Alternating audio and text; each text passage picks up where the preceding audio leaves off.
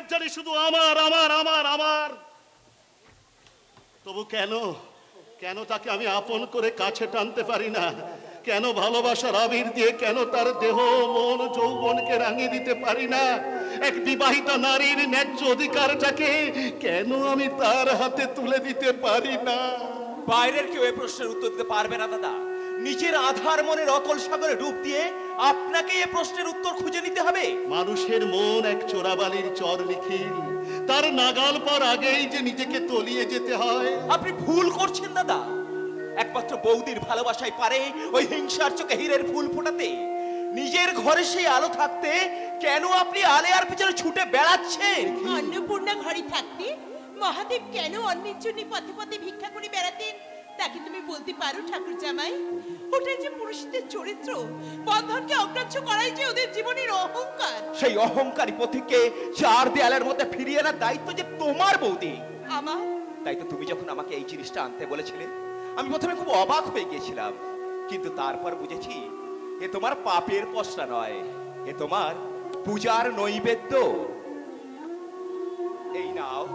ঠাকুর জামাই, আমি কি দিয়ে তোমার ঋণ শোধ করবো আমি ভাষায় প্রকাশ করতে পারছি না ঠাকুর জামাই। তোমার পূজা সার্থক হলেই আমার ঋণ শোধ হবে বৌদি।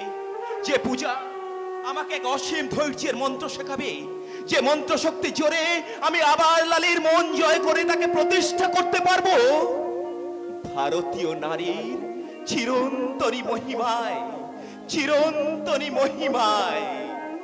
আমারও পূজার সময় হয়েছে দেবযানী। সন্ধ্যের অন্ধকার নেমে এলে যখন পাখিরা ঘরে ফিরে আসে, তখন বাইরে বেরোবার জন্য আমার এই প্রাণের পাখিটাও অশান্ত আক্ষেপে শুধু ডানা ঝাপটায়। একটু দাঁড়াও।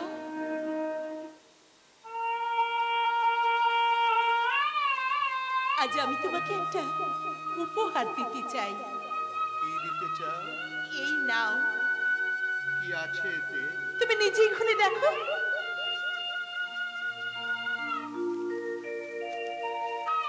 দেখি তুমি কি আমাকে অপমান করতে চাইছো দেবযানী? না না না, ওগো তুমি যে আমার জীবন দেবতা, তোমাকে অপমান করার সাধ্য বা স্পর্ধা কোনোটাই আমার নেই।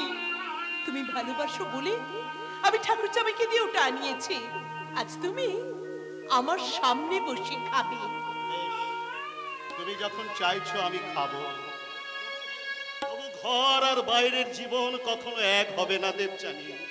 একটা যদি শান বাঁধানো পুকুরের নিস্তরঙ্গ নীল জল হয়, তবে অন্যটা উচ্ছ্বসিত বন্যার উত্তাম জলস্রোত। তবু দুটোই তো জল দেবযানী। আমি না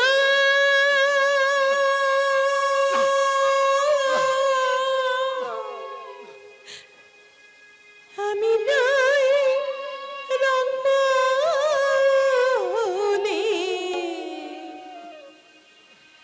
রঙিন আলোর ছায়া রাত পোহালে মনের আলো নিভে না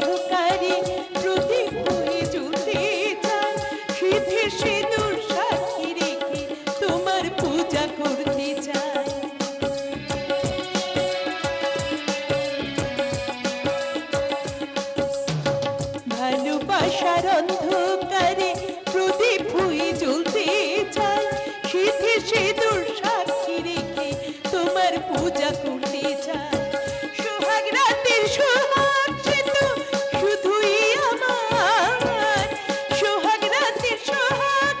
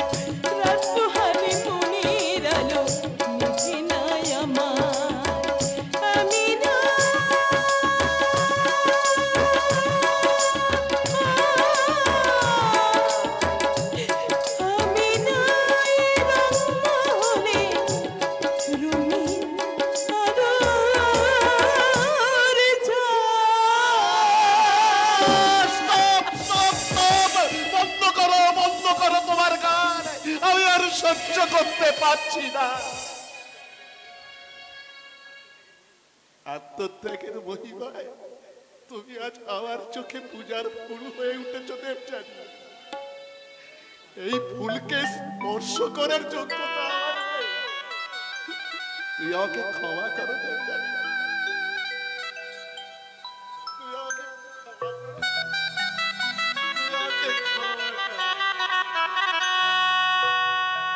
ক্ষমা করেছে বলেই তো আজ তোমার জন্য আমি এই আসর সাজাতে পেরেছি গো, যে আসর চাবুকের আঘাত হয়ে তোমার চৈতন্যকে জাগ্রত করবে। তাই তো আমি ঠিক জানি তুমি একদিন আমার কাছে ফিরে আসবে। আসতে হবে তোমাকে।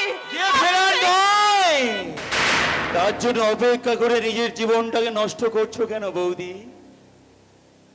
একবার যখন ওই মানুষটার হাতে আমি সিঁথিতে সিঁদুর পড়েছি, তখন জন্ম জন্ম ধরে তার জন্য অপেক্ষা করাই যে আমার জীবন ধর্ম ঠাকুরপো।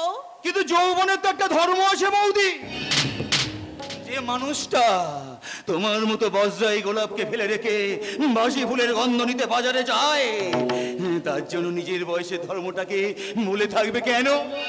বলতে চাইছো ঠাকুরপো? তোমার আর দাদার সম্পর্কটা আমি জানি বৌদি, তাই বলছি তুমিও উপসী আমিও উপসী, তাই দুজনে আপোষে নিজেদের দেহের খিদেটা মিটিয়ে নিলে ক্ষতি কি? এসো এসো, দুধের সবটা এই পায়ে দিয়ে মিটিয়ে নাও দেবযানী। কি হচ্ছে এখানে? দেই না দে বৌদির কাণ্ড দে, গুরুজন হয়ে কিভাবে জোর করে আমাকে বাপের মতে নিয়ে যাচ্ছে। না না গো, না, তুমি ওর একটা কথা বিশ্বাস করো না। ওর সব মিথ্যে কথা বলছে। তুমি এখান থেকে চলে যাবার সঙ্গে সঙ্গেই অসৎ উদ্দেশ্য নিয়ে ঠাকুরপো এ ঘরে এসে কি হয়েছে বৌমা? কি হয়েছে? কি হয়েছে রে ছোটদা? কি হয়েছে? এত চেঁচামেচি কিসের? কি হয়েছে বসম্ভু? আরে বাবা সন্ধি, কি হয়েছে রে? কি আবার হবে? বৌদি অনেকদিন ধরে আমাকে ইশারা ইঙ্গিত করছিল, আজ একাবে না বাবা না, আমি তোমার সামনে সে কথা বলবো না। খবরদার মিথ্যে কথা বলবে না। ইতরের মতো এ ঘরে এসে আমাকে স্পর্শ করে এখন নিজে সাধু সাজা সাফাই গাইছো। ওগো ওগো, তুমি বিশ্বাস করো, তুমি বিশ্বাস করো, আমি আমার সিঁদুরের দিব্যি করে বলছি। খবরদার খবরদার দেবযানী, আমার সামনে দাঁড়িয়ে তুমি কখনো কোনোদিনও সিঁদুরের দিব্যি দিয়ে কথা বলবে না। বলেও কোনো লাভ হবে না। ন্যাকামি করে চোখে জল ফেলেও কারো মন গলানো যাবে না, কারণ তোমার অনেক আগে থেকেই না বড়টা আমাদের খুব ভালো করে চেনে। আর কোনো কথা নয় সন্দীপ, আর কোনো কথা নয়। আজ এই নষ্ট মেয়েটাকে তুই বাড়ি থেকে বার করে দে। কে গো তুমি চুপ করে আছো কেন? তুমি কথা বলো, কথা বলো। তুমি একটিবার চিৎকার করে সবাইকে বলে দাও যে তোমার দেবযানীর দেহে কোনো পাপের কলঙ্ক লাগতে পারে না। বেশ, সিঁদুরের দিব্যি যখন বারণ করেছো, তখন আমি তোমার পা ছুঁয়ে খবরদার! ওই নোংরা হাতে বড়টাকে স্পর্শ করবে না। যে এমনি নিজের সম্মান বিক্রি করে সংসারে ভাঙন ধরাতে চায়, তার স্থান এই বাড়িতে হতে পারে না। বেরিয়ে যাও এখান থেকে। মা জননী যদি এই বাড়ি থেকে চলে যাইতে হয়, তাহলে আপনাকে সংসারের লক্ষ্মীরাও কিন্তু লগে লগে চলে যাইতে হবে। চুপ করুন আপনি। সব ব্যাপারে ফুপর দালালি করতে আসবেন না। ঠিক বলেছেন দিদিমণি, দালালি করাই তো আমার কাম। যদিও এইখানে কি ঘটনা ঘটছে জানি না, তবে এইটা বুঝেছি বৌদিমণি আপনার গলার কাঁটা, তাই নতুন কোনো প্যাসে পেলেইয়া ওই কাঁটাটার উচ্ছেদ করতে চাইতেছেন। কিন্তু বর্তা সে ভুল করবে নাই। তাই চন্দ্রসূর্য মিথ্যে হতে পারে, কিন্তু দেবযানী কখনো মিথ্যে কথা বলতে পারে না। তাই তোমাদের হাজারটা মিথ্যেকে মাথা পেতে মেনে নিলেও এটা আমি কিছুতেই মানবো না যে দেবীর মতো এই মেয়েটার চরিত্রে কোনো দাগ থাকতে পারে। তোমরা সবাই মিথ্যের ব্যবসাদার, তোমরা সবাই মিথ্যে কথা বলছো। হাটে হাড়ি ভাঙছে, ডাইরেক্ট মশার তলে। জয় শিব শম্ভু। তাহলে দিন রাত চেলে করে কি লাভ? আমাদের কথার যখন কোনো দাম নেই, আজ থেকে না হয় আমরা সবাই আলাদাই থাকবো। এই নষ্ট মেয়েটার জন্য আজ আমাদের যেভাবে অপরিত হতে হলো, দাদাকে একদিন তার ফল ভুগতে হবে। সেই দিন ডাইলের মজাটাও আপনি ভালো করে টের পাবেন, মানতো না? আমরা এই দিনের অপেক্ষায় থাকুম শোনা। এই এর আগে বোধ হয় আপনার হাতে হাত করা পড়বো। কার হাতে হাত করা পড়বে সে বিচারের দায়িত্বটা আপনার নয় আমার। তাই তো এভাবে আমাকে অসময় এখানে আসতে হলো। সন্দীপ বাবু, ইউ আর আন্ডার অ্যারেস্ট। আপনি কি বলছেন অফিসার? উনি কি অপরাধ করেছেন? সন্দীপ বাবু, বলুন বলুন, আমাকে কেন আপনি গ্রেফতার করতে চাইছেন? কি অপরাধ করেছি আমি? রাজ ফিনান্স কোম্পানিকে আপনি ফলস চেক দিয়ে 5 লাখ টাকা জালিয়াতি করেছেন। ফলসেক কি কোন আপনি? আমি নিজে চেক লিখে বোর্ডে সই করেছি, আপনি বলছেন ফলসেক? ব্যাংকে এই দিন পুরো 5 লাখ টাকা জমা ছিল। কি ছিল না ছিল আদালতেই তার বিচার হবে। আমি আপাতত ওনাকে হাজতে নিয়ে যেতে বাধ্য। এই সবই অমর সরকারের ষড়যন্ত্র। রাজ ফিনান্স কোম্পানিতে ওর একটা বড় সড়ো শেয়ার আছে। এইবার আসল অপরাধীকে চিনতে পারছিস তো দাদা? চাই না, আমি কাউকে চিনতে চাই না। বিশ্বাস, অবিশ্বাস, ভালোবাসা, ঘৃণা সবকিছু আজ আমার কাছে একাকার হয়ে গেছে। সততার আকাশটা কালো হয়ে গেছে এই ছলনার বিষে। এই সমাজ, সংসার, পরিবার থেকে আমি মুক্তি চাই। মুক্তি মুক্তি মুক্তি। পুলিশ সাহেব, আমার হাতে হাত করা পড়া।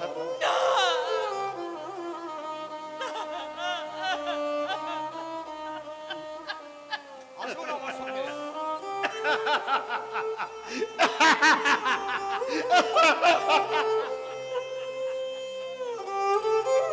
ওগো ঠাকুর, এ তুমি আমার কি সর্বনাশ করলে ঠাকুর। স্বামী ছাড়া কোনোদিন আর কাউকে আমি ভালোবাসতে পারবো না। স্বামী ছাড়া আর কারো ছবি আমি মনের কোনো স্থান দিইনি। আমার সমস্ত অতীতকে আমি জ্বালিয়ে পুড়িয়ে ছাই করে দিয়েছি। তবু তুমি আমাকে কেন এমন শাস্তি দিলে ঠাকুর? বলো কেন?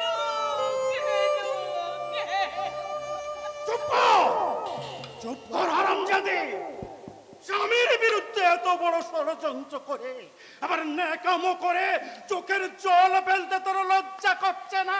এইবার সব কিছুই তো পরিষ্কার হয়ে গেছে। আমাদের সংসারে ভাঙন ধরে ও নতুন করে অমরের কাছে গিয়ে আবার সিঁদুর পড়তে চায়। ছি ওদি ছি, আমি তোমাকে মায়ের মতো সম্মান করি, আর সেই মাতৃভক্তিটাকে তুমি এইভাবে নষ্ট করে দিলে। ও বৌদি, কথা কও, চুপ কইরা থাইকো না। তুমি চুপ কইরা থাকলে ধরিত্রীটা যে মরুভূমি হয়ে যায়। তুমি জাগো বৌদি, তুমি জাগো, তুমি জাগো।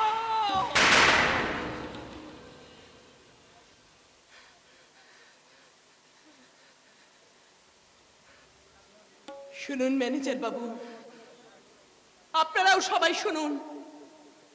যে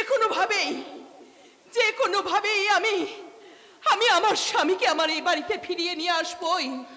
আমার সিথির সিঁদুর যদি সত্যি হয়, নারীর যদি সত্যি কোনো ক্ষমতা থাকে, তাহলে আমি আমার জীবন পণ করেও আমার স্বামীকে এই বাড়িতে ফিরিয়ে নিয়ে আসবই।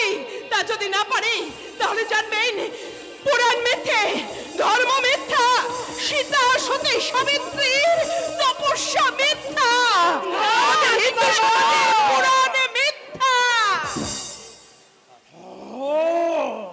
তাহলে বলো, কোন নারীর নবর নিক্ষণে ভেঙেছিল দুর্বাসার ধার? আমি উর্বশী।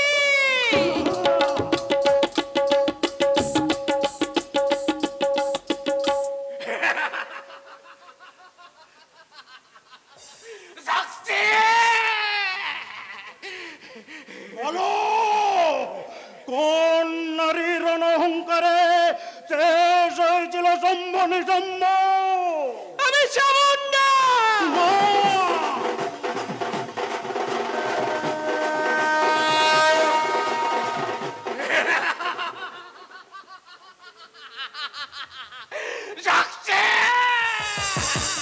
বলো, কোন নারী দেবতাদের আকুল আহ্বানে অসুর নিধন করতে হয়েছিল আবির্ভূতা? আমি দুর্গতি নাশিনী দেবী দুর্গা।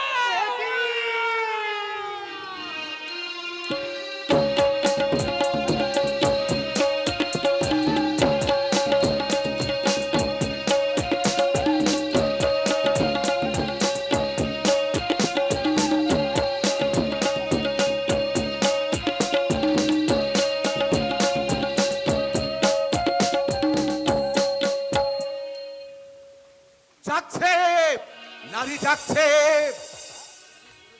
তাই তুমি ভুল করছো। আমার ক্ষমতার জোরে দেবযানীর স্বামীকে বন্দি করে তাকে তুমি ছিনিয়ে আনতে চাইছো নিজের কাছে। এটাই অমরদার পতনের একমাত্র কারণ হয়ে উঠবে। তবু দেবযানী কিন্তু কোনোদিন অমরদার কাছে ফিরে আসবে না।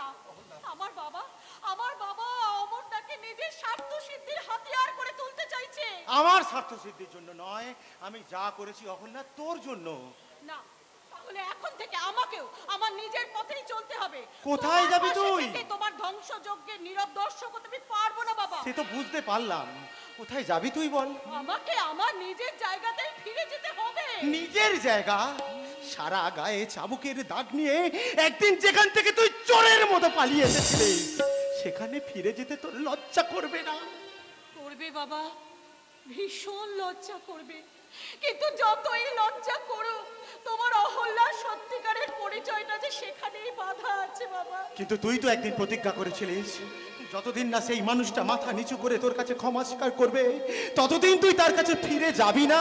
সে প্রতিজ্ঞা আমি আজও ভুলিনি বাবা।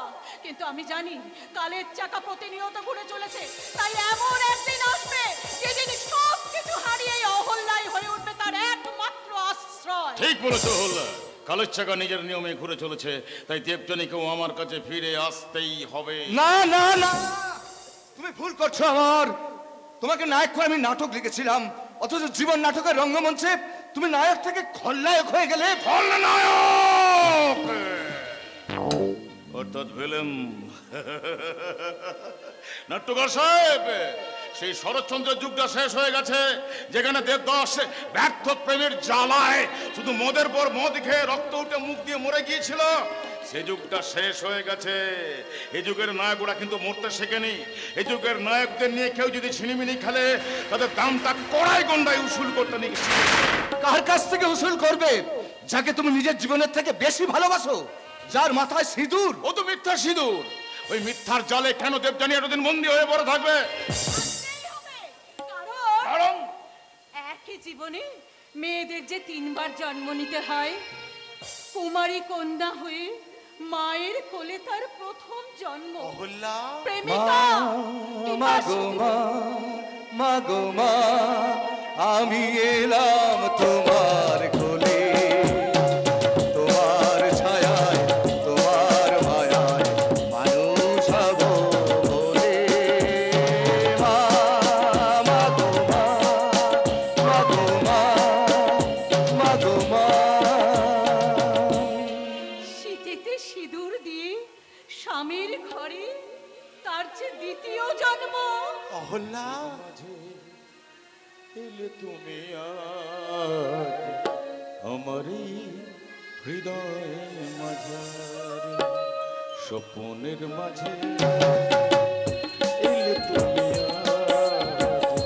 আমারই হৃদয়ের মাঝারে, ভরে দিলে এই মন তোমার ভালোবাসায়, ভরে দিলে এই মন তোমার ভালোবাসায়, সাজাবো তোমায় হৃদয় মাঝে।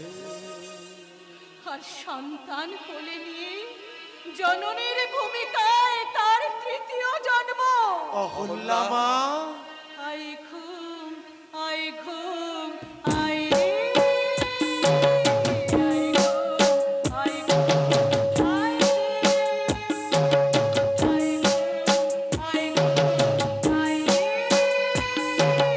আই ঘুম, আই ঘুম, আই রে, ঘুম পাড়ানি ঘুমের ঘরে ঘুম দে যা।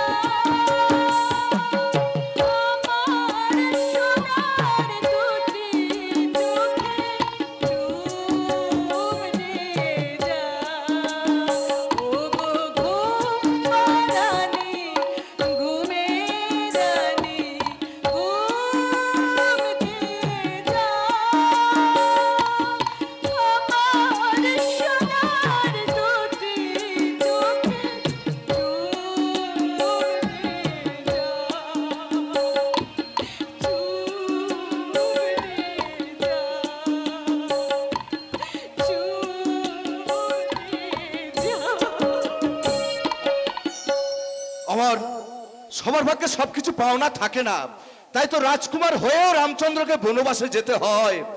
সেটাকে তুমি মেনে নিতে শেখো অমর। আরে আরে আরে, আপনি আমার মক্কেলকে অমন কুপরামর্শ কেন দিচ্ছেন মশাই? কুপরামর্শ দিচ্ছি? অবশ্যই দিচ্ছেন। সবাই যদি ভাগ্যকে মেনে নিয়ে ঘরের দাবায় বসে থাকে, তাহলে তো কেউ আর আদালতে গিয়ে মামলা লড়বে না। তখন আমাদের মতন উকিলদের গাছের তলায় বসে বুড়ো আঙুল চুষতে হবে। পুরুষ আকারের জোরেই মানুষ নিজের ভাগ্য নিজে তৈরি করে। ঘুমন্ত সিংহের মুখে শিকার কখনো চেঁচে এসে ধরা দেয় না। তবু গায়ের জোরে গাছ থেকে হাজারটা ফুল তুমি ছিঁড়ে নিতে পারবে অমর, কিন্তু হাজার চেষ্টা করলেও একটা ফুল তুমি ফোটাতে পারবে না। দেবযানী কোনোদিন তোমার হবে না, হতে পারে না। এ পাগলটা জানে না ভগবানের দুনিয়ায় একটা নিয়ম কানুন আছে। ওই শকুনে খাবে বলে তো ভাগাড়ে মোড়া পড়ে, তেমনি আমরা ওই মক্কেল পড়ার আশায় শকুনের মতো আদালত চত্বরে গাছের তলায় হা হয়ে বসে থাকি। আরে উকিল হিসাবে আপনিও একটা কথা মনে রাখবেন, কি? কোনোভাবেই সন্দীপ যেন জামিন না পায়। হয়তো আপনি আমাকে মাঠে নামিয়েছেন, খেলাটা কোন কায়দায় হবে সেটা আমার উপরেই ছেড়ে দিন। নিশ্চয়ই ছেড়ে দেবো, কারণ আমি জানি খেলাটা যেভাবেই হোক না কেন জিততে তোমাকেই হবে। ভাগ্যের চাকাটাকে বদলে দিয়ে দেবযানীর জীবনের মালিক হবে তুমি, এই অমর সরকার। উকিল বাবু, আগে বলুন। সন্দীপের জামিনের কোনো ব্যবস্থা হয়নি তো? আগে না হয়নি, তবে হ্যাঁ ওই দিনের দায়ে আমি ওদের বসত বাটিটা ক্রোক করার জন্য আদালতে মামলা ঢুকে দিয়ে বাড়ি নয়, ওদের গোটা কারখানাটার মালিক আমি হতে চাই। বলছিলাম কি, মানে ওই 5 লাখ টাকার দিনের দায়ে শুধু বাড়িটা ধরা যাবে স্যার, কারখানাটা পাওয়া যাবে না। তবে হ্যাঁ ওই সঞ্জয়কে দিয়ে যদি ওই কারখানার দলিলটা হাতাতে পারি, তবে আপনাকে একটা নকল দলিল হাতে তুলে দিতে পারবো। তাই করুন, আমার নামে একটা নকল দলিল তৈরি করে সমস্ত সম্পত্তির মালিকানা আপনি আমাকে করে দিন। তারপর আমি দেখে নেব সন্দীপ বোসকে, তারপরে দেখে নেব ওই অবিনাশ চৌধুরী। অবিনাশ চৌধুরীও তোমাকে দেখার জন্যেই এত দূর ছুটে এসেছে আমার। এবার অমর বলে কেউ থাকে না mister Chowdhury. My name is Amar Sarkar, 50% partner Raj moto automobiles and Raj finance company. Amar Chowdhury, আমি অবিনাশ সরকার। আমি জানি, কিন্তু আপনি যদি আমাকে সম্মান দিয়ে কথা বলতে না পারেন, তাহলে আমার বাড়ির দারোয়ান আপনাকে ঘাড় ধাক্কা দিয়ে বাড়ি থেকে বার করে দেবে। I see. Well mister Amar Sarkar, আপনি নিশ্চয়ই বুঝতে পারছেন আমি কেন এখানে এসেছি। সেটা না বুঝতে পারলো শুধুমাত্র দেবযানীর বাবা বলে আমি আপনার জন্য 5টা মিনিট সময় দিতে পারি। উকিল বাবু। হ্যাঁ বাবা, বুঝতে পেরেছি স্যার, বুঝতে পেরেছি। আপনারা এখানে কথা বলুন, আমি ভিতরে যাচ্ছি। তবে দেখবেন স্যার, আমে দুধে যেন মিশে না যায়। আপনারা এখানে লড়ে যান, আর আমি মানে বংশগোপাল আমার নাম, আমারে কিন্তু অনেকে দাম। তাই এই বংশগোপালের বাস সে লড়াইটাকে ঠেলে আদালত পর্যন্ত তুলে দেবে। আমি শুধু মামলার জন্য হামলে বসে আছি, নতুন নতুন মামলা। মিস্টার সরকার, না না না, এখানে যখন কেউ নেই তখন আপনি আমাকে অমর বলেই ডাকতে পারেন। আমি জানতে চাই তুমি ষড়যন্ত্র করে সন্দীপকে এভাবে জেলে পাঠিয়েছো কেন? আচ্ছা মিস্টার চৌধুরী, আপনি কি কোনোদিন কাউকে ষড়যন্ত্র করে জেলে পাঠিয়েছিলেন? হ্যাঁ, পাঠিয়েছিলাম।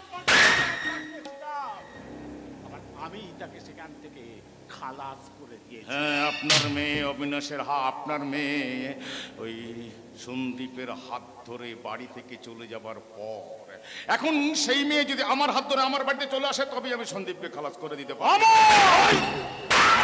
চিৎকার করবেন না, চিৎকার করবেন না। আমি চিৎকার করলে না আপনার বুকে এত জোর ধাক্কা লাগবে যে সিঁড়ি দিয়ে নেমে নেমে হেঁটে হেঁটে যেতে পারবেন না। আপনার জন্য হাসপাতাল থেকে স্ট্রেচার কিনে নিয়ে আসতে। অবিনাশ চৌধুরীর কলজেটা অত দুর্বল নয় আমার। সেদিন যখন দেবযানীর জীবন থেকে তোমাকে আমি ছেঁড়া জুতোর মতো ছুঁড়ে ফেলে দিয়েছিলাম, আজও সে ক্ষমতা আমার আছে। তাই যদি বলছি যদি নিজের মঙ্গল চাও তাহলে দেবযানীর কথা ভুলে গিয়ে ওই সন্দীপকে তুমি খালাস করে দাও। সন্দীপকে আমি একটা কারণে খালাস করে দিতে পারি, যদি আপনি নিজে আপনার মেয়েকে হাত ধরে আমার বাড়িতে পৌঁছে দিয়ে যেতে পারেন। এই চৌধুরী,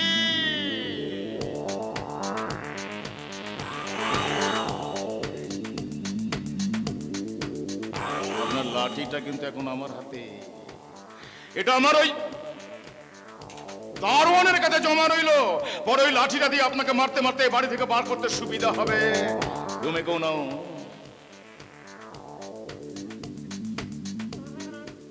আজ আমি বুঝতে পারছি সেদিন দেবযানীর সঙ্গে বিয়ে না দিয়ে আমি কোনো ভুল করিনি। দেবযানীরা তোমাদের জন্য জন্মায় না আর জন্মাবেও না। এই সত্যিটাকে যদি মেনে নিতে না পারো তাহলে সেই দুঃস্বপ্নটাই তোমাকে গলা টিপে মারবে। Yes! You must die!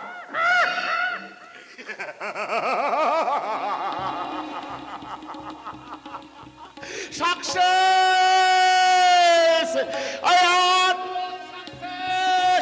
আজ আমি জিতেছি। অমর, তুমি আজকে জিতেছ। অনেকদিন বাদে আমার মনের অনেকটা স্বাদ পূর্ণ হয়ে গেছে।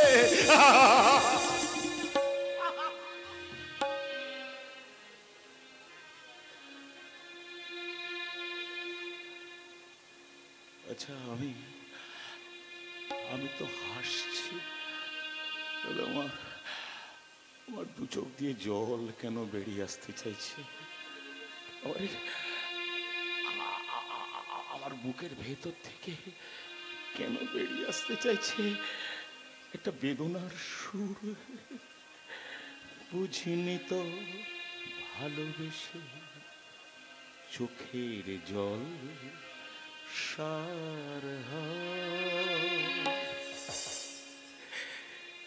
বুঝিনি তো ভালোবেসে চোখের জল সার হয়।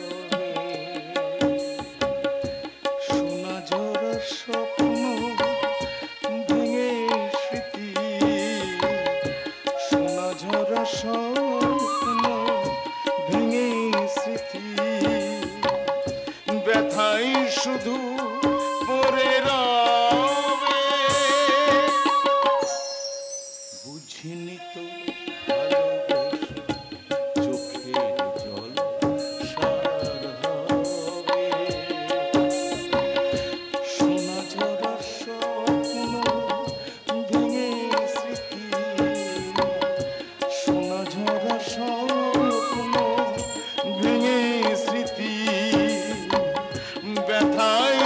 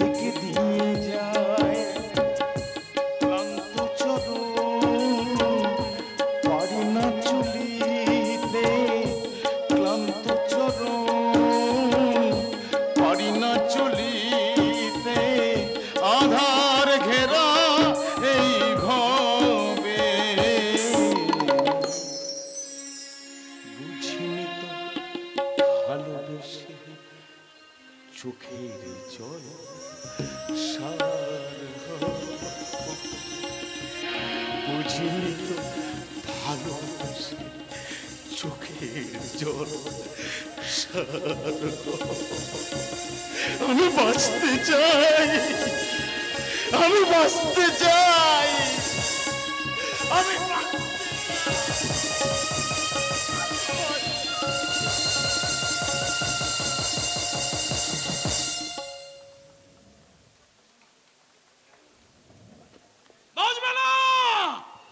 বাঁচবে না, আমার সঙ্গে বেইমানি করে কেউ বাঁচতে পারবে না। আমার জীবন যাক, তবু দেবচানের সঙ্গে না পাপিয়ার সঙ্গে আমার বিয়ে হবে। নিশ্চয় হবে। কিন্তু আমি কি শুনছি দীপঙ্কর, গণেশ বলছিল এর আগেও নাকি তুমি বিয়ে করেছিলে। তা কি করে হয়? তুমি কি করে ওই জানোয়ারটার কথা বিশ্বাস করছো পাপিয়া? বিশ্বাস যে করতেই হবে, কারণ আমার দাদা খোঁজ খবর নিয়ে তোমার সব ইতিহাস জেনে গেছে। কি হলো, চুপ করে আছে যে? উত্তর দাও, কথা বলো। অনেক চেষ্টা করে বলতে পারেনি পাপিয়া, বলতে পারেনি। টাকার লোকে আমার বাবা জোর করে আমাকে একটা পাগলি মেয়ের সঙ্গে বিয়ে দিয়েছিল। হ্যাঁ, আর 6 মাস পরে যখন আমরা দার্জিলিং এ বেড়াতে যাই, তখন পাহাড়ি খাত থেকে পূর্ণিমা পা পিছলে মারা গিয়েছিল। তুমি কি বলছো? ঠিক বলছি পাপিয়া, ঠিক বলছি। আমার জীবনের প্রথম বিয়েটা ছিল একটা ভয়ঙ্কর দুঃস্বপ্ন, আর সেই দুঃস্বপ্নটা আমি সারা জীবন ভুলে থাকতে চেয়েছিলাম।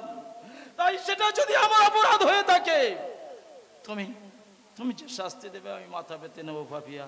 না না দীপু, না।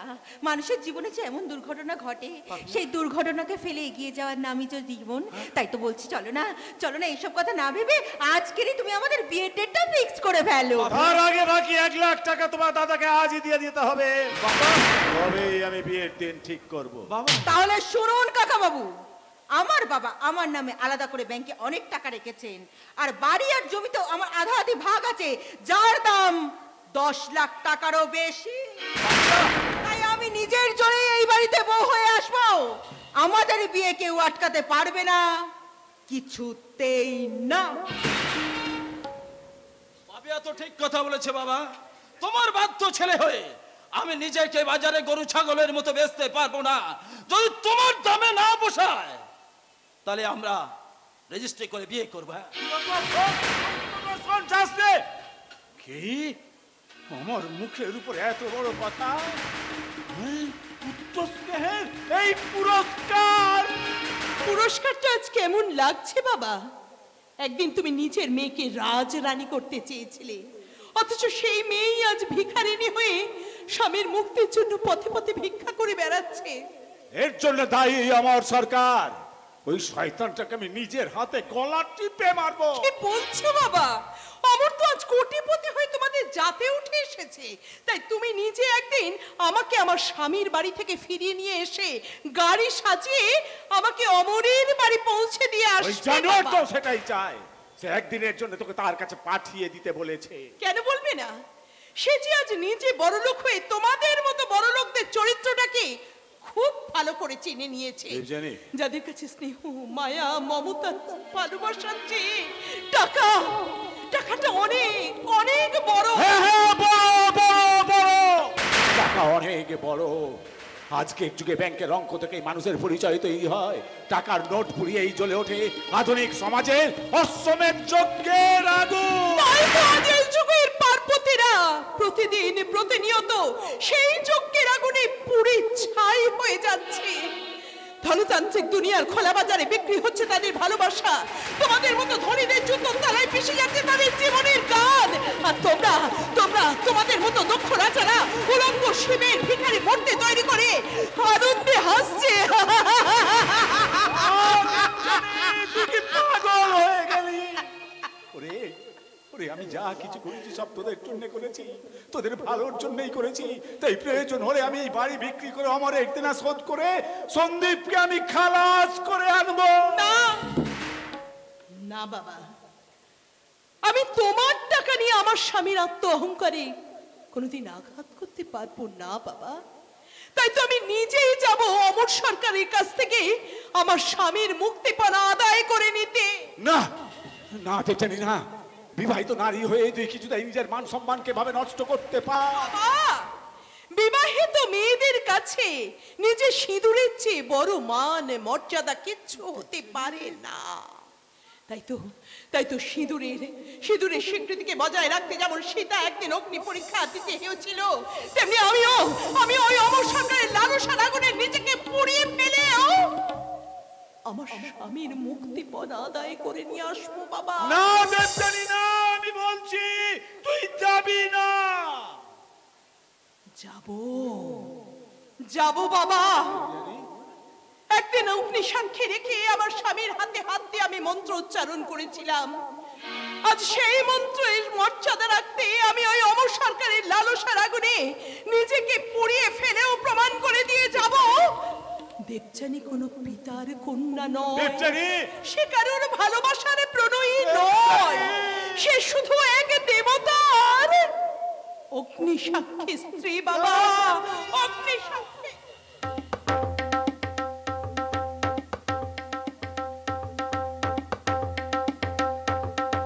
চরিতং হৃদয়ং তব তদস্তু হৃদয়ং মম,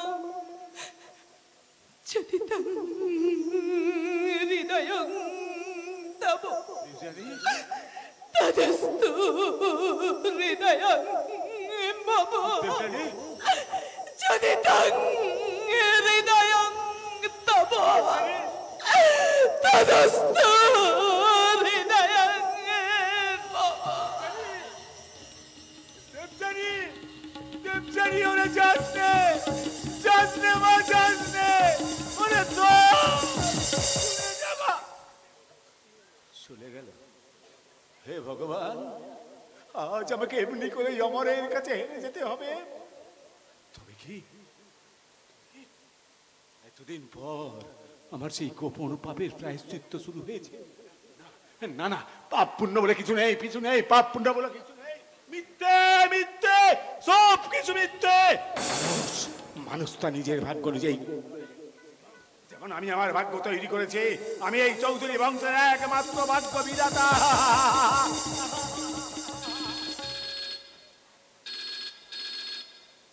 hello, yes, Abinash Chowdhury speaking. কি কি বলেন? আমার দীপঙ্করের অ্যাক্সিডেন্ট হয়েছে? না, হতে পারে না, অবিনাশ চৌধুরী আসবে না, কিছুতেই না। দীপঙ্কর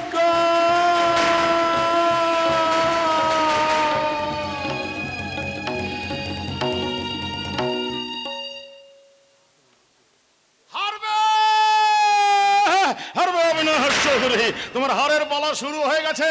একটু আগে আমার কাছে টেলিফোন এসেছিল, রফিক মিস্টার রায়, আপনারা দেখে যান, আমি জিতেছি, আমি জিতেছি। কি হয়েছে? জিতেছি। কি হয়েছে? আমার পাগলের মতো হাসছিস কেন? এই রফিক, জানিস একটু আগে দেবযানী আমাকে টেলিফোন করে বলেছে সে নাকি আমার কাছে আসছে। ওরে রফিক, আজ আমার বিজয় উৎসব, বিজয় উৎসব, বিজয় উৎসব। উৎসব নয় রে, উৎসব নয়, আজ তোর জীবনের সবচেয়ে অন্ধকার দিন। অন্ধকারের দিন? হ্যাঁ অমরদা, রফিক ভাই ঠিক কথাই বলেছে। এক ঘরের বউকে পথে বার করে এনে তুমি উৎসব করে আনন্দ করতে চাও? নিশ্চয়ই আনন্দ করবে, যুদ্ধ জয়ের একটা আনন্দ আছে হল্লা। প্রতিশোধের খেলায় অমরের সাথে আজ আমরাও জিতেছি। অমরদা সেই দিনই হেরে গেছে বাবা, যেদিন দেবযানীর সিঁথিতে সিঁদুর উঠেছে। আজ নিজের মেয়ের সিঁদুর লুকিয়ে রেখেও আজ এই খেলায় তুমি জিততে পারবে না বাবা। নিজের মেয়ের সিঁদুর লুকিয়ে রেখে মানে মানে নিজের, তুমি তার মানে কুমারী নও? জানি না অমরদা, আমি কিচ্ছু জানি না। দেবযানীর জীবন আজ এমন এক প্রশ্ন হয়ে উঠেছে। হ্যাঁ, অহল্যা তার উত্তর দিতে পারবে না। অহল্যা নিজের জীবনেও তাই, সে কোনো উত্তর দিতে পারবে না। এই উত্তর খুঁজে পাওয়ার জন্য তুই যদি তার কাছে ফিরে যেতে চাস, তাহলে স্বচ্ছন্দে চলে যেতে পারি। ও তাই বুঝি? আমি কি চাই তা তো তুমি কোনোদিন জানতে চাওনি বাবা। নিজের চাওয়া পাওয়ার গলা টিপে মেরে আমি শুধু তোমার প্রতিহিংসা সার্কাসের ট্রাপিজের খেলা দেখিয়েছি। আজ কেমন করে ওই শূন্য থেকে আমি সংসারের মাটিতে নেমে আসবো তুমি বলতে পারো বাবা? তাহলে আর ওই সিঁদুরের চলতেটাকে জ্বালিয়ে রেখে নিজের জীবন প্রদীপের তেলটুকু তুই পুড়িয়ে ফেলিস না মা। মুছে ফেলো সিঁদুর। আমি তোকে আবার কোনো এক রাজমহলের মহারানীর আসনে বসাবো। পারবে না বাবা, তা তুমি কোনো দিন পারবে না। ওই কালো টাকা দিয়ে কোনোদিন লাল সিঁদুর কেনা যায় না। তাই তো তোমাদের মতো বাবাদের তৈরি এই আধুনিক নরকের নাচ মহলে নাচতে নাচতে যেদিন আমাদের নাক মুখ দিয়ে রক্ত উঠবে, সেই দিনই আমরা সত্যিকারের সিঁদুর পাবো। ভোরের সূর্যের লাল চকচকে রক্ত সিঁদুর।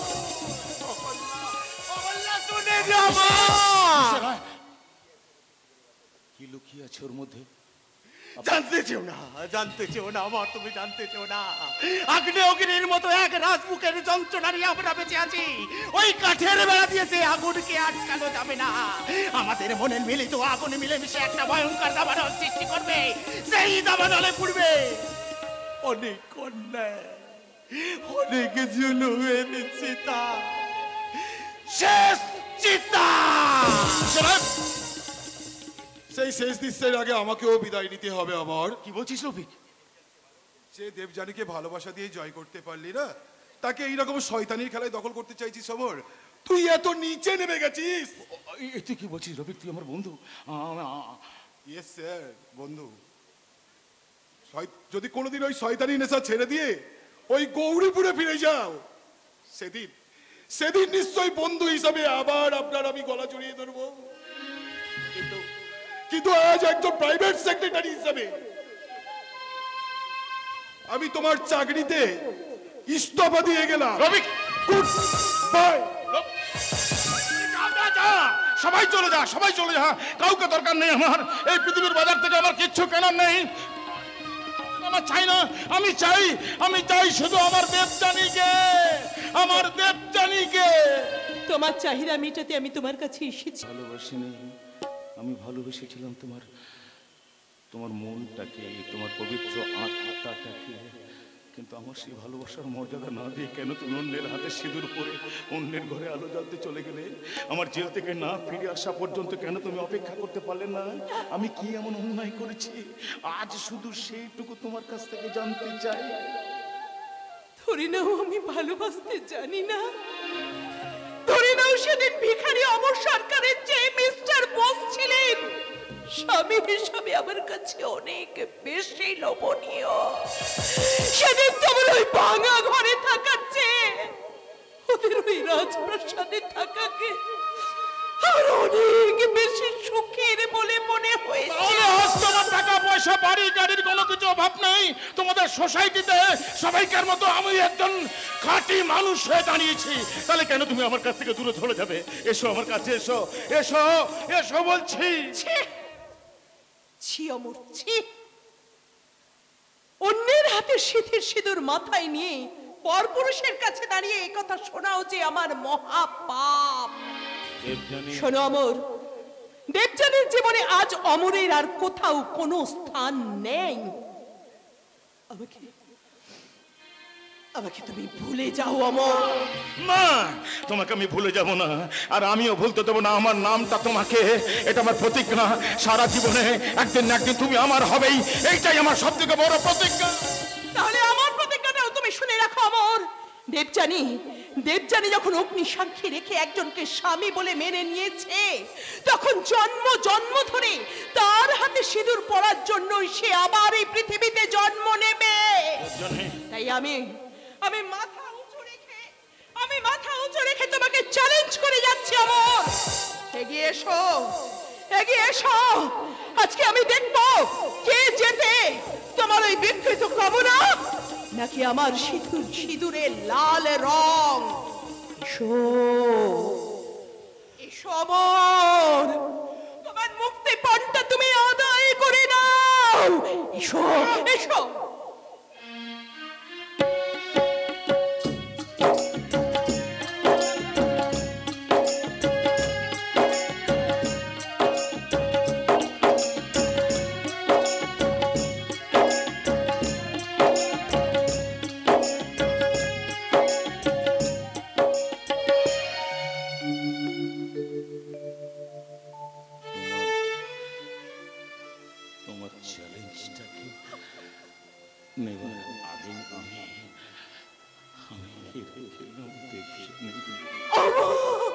তোমার স্বামীকে আটকে রাখার মতো কোনো ক্ষমতা আমার নেই।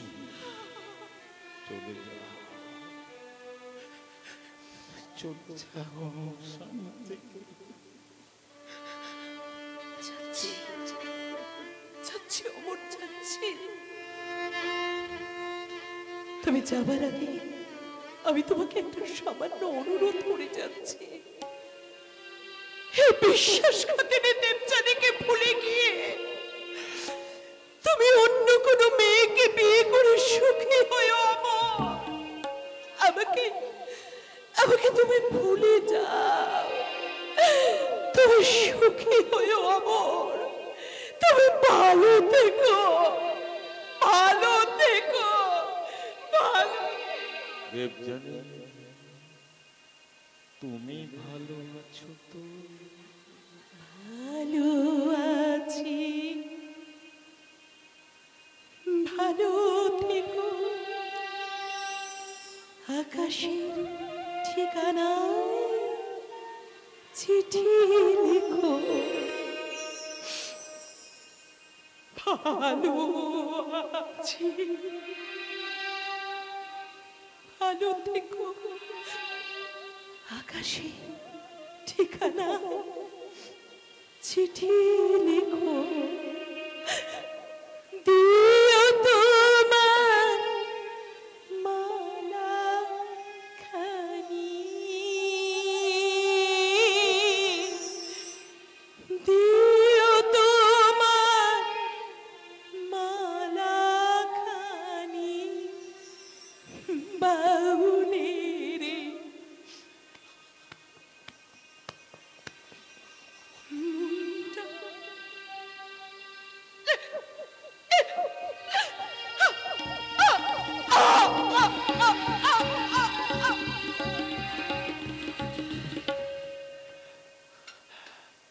ভালো আছি, ভালো থেকো।